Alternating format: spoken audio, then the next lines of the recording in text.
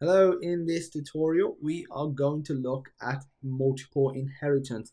If you haven't covered inheritance yet, feel free to go back a video and check out contract inheritance. If you know all about that, fantastic, thumbs up, and we can move on to multiple inheritance. So what I'm going to do is just duplicate this contract and just make a few changes. The principle is the same whether you duplicate a contract or you create a whole new contract, have a bunch of contracts, principle is the same. I'm going to call this simple2. I'm going to rename these methods to function 3 and 4. And let's do this return value as 9.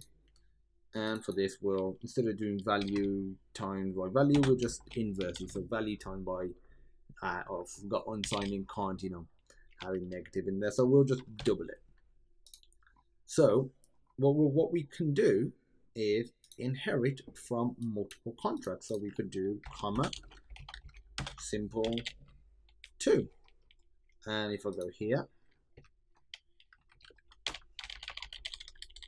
type in function, we get function 1, 2, 3, and 4. So let's train function 3, see what happens. So create a simple storage contract.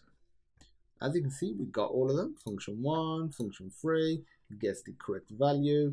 If I type in 5 in here and 5 in here, we get 25 because 5 times by 5 is 25 and 5 times by 2 is 10. So that's all good. If I click get, we get 9 as it's getting the value from function 3. So we can inherit from loads of contracts. Something else you can do is inherit from a contract that is itself inheriting from another contract, and you could just keep going in this process. So for example, if we got rid of this, and maybe we just inherit from simple2, and simple2 is like simple. This was, no, wrong contract created.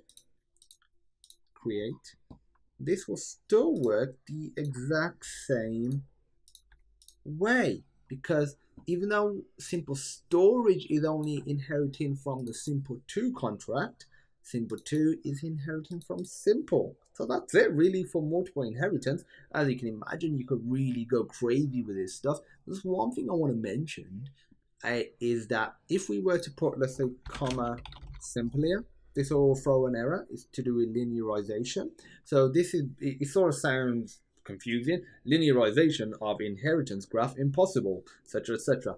All that means is we're trying to inherit from simple2, which inherits from simple, then we're trying to inherit from simple again. So just gotta make sure you don't do that.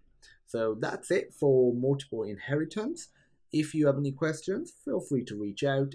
And as usual, thank you for watching, and I look forward to seeing you in my next video.